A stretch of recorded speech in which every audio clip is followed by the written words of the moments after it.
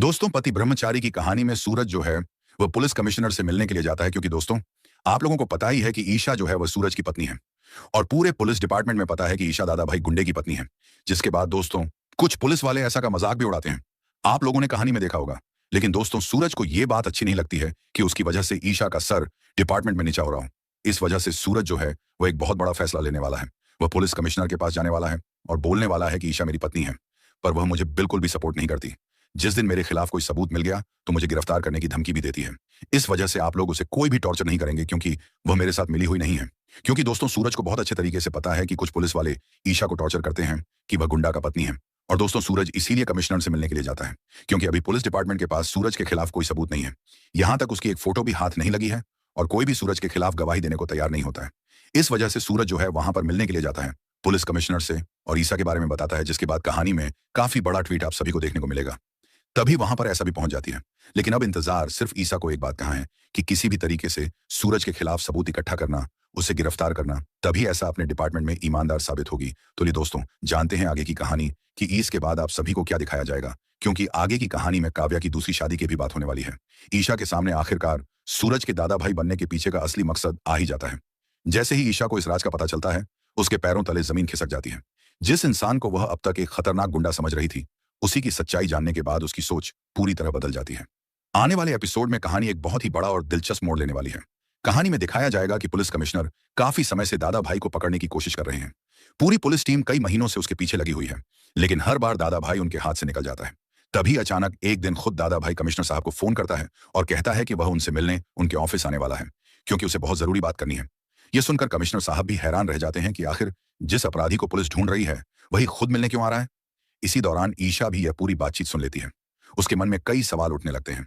वह सोचने लगती है कि आखिर दादा भाई में इतनी हिम्मत कैसे आ गई कि वह सीधे पुलिस कमिश्नर के ऑफिस जाने की बात कर रहा है। अगर वह सच में अपराधी है तो उसे गिरफ्तार होने का डर क्यों नहीं है। यहीं से ईशा के मन में शक पैदा होता है कि जरूर कोई बहुत बड़ा राज छिपा हुआ है जो अभी तक किसी को पता नहीं है। सच्चाई जानने के लिए ईशा फैसला करती है कि वह सूरज का पीछा करेगी। जब सूरज कमिश्नर साहब के ऑफिस के लिए निकलता है तब ईशा भी चुपचाप उसके पीछे पीछे पहुंच जाती है। वह ऑफिस के बाहर खिड़की के पास छिपकर अंदर की सारी बातें सुनने लगती है ताकि उसे पता चल सके कि आखिर असली मामला क्या है। जैसे ही सूरज अंदर पहुंचता है कमिश्नर साहब गुस्से में उससे कहते हैं कि तुम इतने बड़े गुंडे हो और तुम्हें पकड़ने के लिए हमारी पूरी टीम महीनों से मेहनत कर रही है, फिर भी तुम खुद हमारे सामने क्यों आ गए? क्या तुम्हें गिरफ्तार होने का बिल्कुल भी डर नहीं है?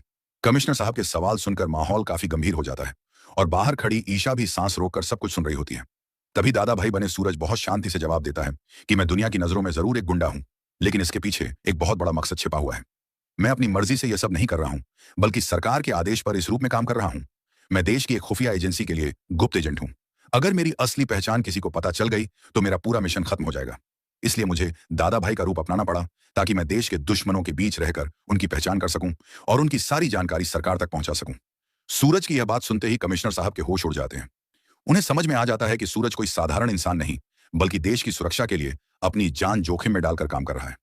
कमिश्नर साहब तुरंत सूरज से हाथ मिलाते हैं और उसे गले लगाकर कहते हैं कि हमें तुम पर गर्व है। तुम देश के लिए बहुत बड़ा काम कर रहे हो और ऐसे बहादुर लोगों की वजह से ही देश सुरक्षित है। ये सारी बातें बाहर खड़ी ईशा भी सुन लेती हैं। जिस सच को जानने के बाद वह पूरी तरह टूट गई थी, अब वही सच उसकी पूरी सोच बदल देता है।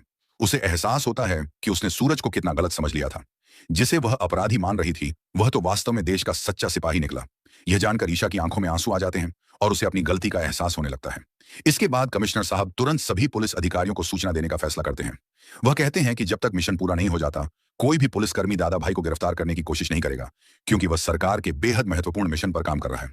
इसके बाद वह ईशा को भी फोन करके यही जानकारी दे देते हैं ताकि भविष्य में कोई गलतफहमी न रहे। उधर सूरज अपने घर लौट आता है। कुछ देर बाद ईशा भी घर पहुंचती है। अब उसके चेहरे पर पहले जैसा गुस्सा नहीं, बल्कि कई सवाल और भावनाएं दिखाई देती हैं। वह सूरज से पूछती है कि क्या तुम मुझसे कोई बहुत बड़ी बात छिपा रहे हो? सूरज सामान्य बनने की कोशिश करते हुए कहता है कि नहीं ईशा जी, मैं आपसे कुछ नहीं छिपा रहा हूं। आखिर एक गुंडा आपसे क्या छिपाएगा? लेकिन इस बार ईशा मुस्कुरा देती है और सूरज को कमरे में ले जाकर कहती है कि अब यह नाटक बंद कर दो। मुझे सब कुछ पता चल चुका है। तुम कोई गुंडा नहीं हो, बल्कि देश की खुफिया एजेंसी के एजेंट हो। यह सुनते ही सूरज पूरी तरह चौंक जाता है। वह सोचने लगता है कि आखिर यह राज ईशा तक पहुंचा कैसे, क्योंकि इस मिशन की जानकारी तो किसी और के पास हो ही नहीं सकती। तब ईशा उसे बताती है कि उसने कमिश्नर साहब के ऑफिस में जाकर सब कुछ अपनी आंखों से देखा और अपने कानों से सुना है। अब उसे पूरा सच पता चल चुका है। इसके बाद सूरज गहरी सांस लेते हुए कहता है कि सरकार की तरफ से मुझे सख्त आदेश दिया गया था कि मैं अपने परिवार के किसी भी सदस्य को अपनी असली पहचान नहीं बता सकता। अगर यह राज बाहर आ गया तो मिशन भी खतरे में पड़ जाएगा और मेरी जान भी मुश्किल में आ सकती है। इसलिए मैंने मजबूरी में आपसे भी यह सच छिपाया। सूरज की बातें सुनकर ईशा भावुक हो जाती है। वह कहती है कि मैंने तुम्हें बहुत गलत समझा। मैंने बिना सच्चाई जाने तुम्हारे बारे में कितना कुछ सोच लिया। मुझे माफ कर दो। आज मुझे समझ में आ गया कि मेरा सूरज कोई अपराधी नहीं, बल्कि देश की रक्षा करने वाला बहादुर इंसान है। तुम अपनी जान जोखिम में डालकर देश के दुश्मनों के खिलाफ लड़ रहे हो और मुझे तुम पर बहुत गर्व है। ईशा आगे कहती है कि एक आईएएस अधिकारी होना भी बड़ी बात है, लेकिन देश की खुफिया एजेंसी के लिए गुप्त रूप से काम करना उससे भी ज्यादा कठिन और खतरनाक जिम्मेदारी है। हर पल जान का खतरा रहता है, फिर भी तुम बिना डरे अपना फर्ज निभा रहे हो। सच में आज मुझे एक बार फिर तुम पर गर्व महसूस हो रहा है कि मैं तुम्हारी पत्नी हूं।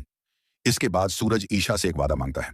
वह कहता है कि चाहे कैसी भी परिस्थिति क्यों ना आ जाए, चाहे कोई तुम्हें कितना भी मजबूर करे या डराए, लेकिन तुम कभी किसी को यह नहीं बताओगी कि मैं देश की खुफिया एजेंसी के लिए काम करता हूं। दादा भाई का यह रूप सिर्फ मेरे मिशन का हिस्सा है, ताकि मैं देश के दुश्मनों के बीच रहकर उनका भरोसा जीत सकूं और उनकी पूरी जानकारी सरकार तक पहुंचा सकूं। ईशा बिना एक पल गंवाए सूरज से वादा कर देती है कि यह राज हमेशा राज ही रहेगा। वह कहती है कि अगर यह सच बाहर आ गया तो तुम्हारी जान खतरे में पड़ सकती है, क्योंकि दोस्तों, अगर उन लोगों को पता चल जाएगा कि सूरज पुलिस वालों से मिला हुआ है तो वह लोग सूरज को जान से मार देंगे। और सूरज जानबूझ करके गुंडों के सामने दिखता है कि वह दादा भाई गुंडा है और वह उन लोगों के साथ मिलकर के काम कर रहा है।